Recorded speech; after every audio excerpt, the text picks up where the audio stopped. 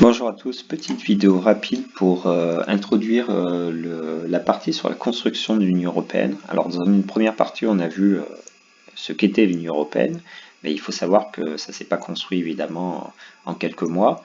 C'est une construction qui date quasiment de la fin de la Seconde Guerre mondiale. Et cette illustration montre bien l'objectif principal de la construction européenne, de créer une sorte d'union de tous les États européens, une alliance, une union de tous les États européens.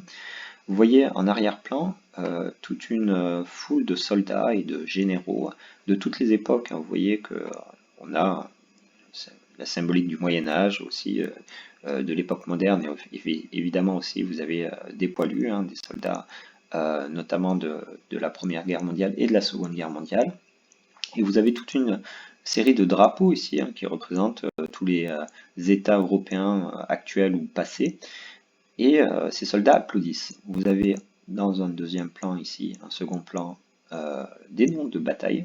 Verdun, notamment une bataille de la Première Guerre mondiale. Vous avez Sedan, là, c'est la guerre franco-prussienne. Vous avez Waterloo, c'est les guerres napoléoniennes, etc., etc., etc. Un petit peu toutes les batailles de l'histoire européenne.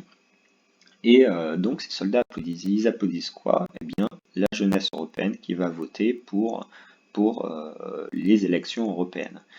Les élections au Parlement européen de 79. Donc là, la symbolique, elle est claire. Pour beaucoup, à la fin de la Seconde Guerre mondiale, le problème, c'était que il y avait une logique de guerre perpétuelle entre les États européens depuis des siècles. Notamment au XXe siècle, vous avez la Première Guerre mondiale, puis la Seconde Guerre mondiale. Les deux guerres sont parties en Europe, notamment du conflit entre la France et l'Allemagne. Et donc, finalement, c'est créer une union, une alliance entre notamment la France et l'Allemagne, et après entre tous les restes des pays européens, mettre en commun des choses indispensables empêcherait bien une nouvelle guerre. Il faut reconnaître que sur ce point, eh bien, ça a marché. Il n'y a pas eu de guerre entre États, en tout cas de l'Union européenne ou en Europe de l'Ouest, depuis la Seconde Guerre mondiale. Sur ce point, ça a très bien fonctionné. Donc le but principal au départ, c'était d'assurer la paix, et une paix perpétuelle. Plus jamais de guerre en Europe, car on serait unis entre États européens, on ne serait plus finalement divisés. Alors, évidemment, cette construction européenne, elle s'est pas faite en quelques mois. Alors, on estime que ça a commencé en 51, vous verrez, avec un traité, la CECA. Par des exercices, vous comprendrez un peu de quoi il en retourne.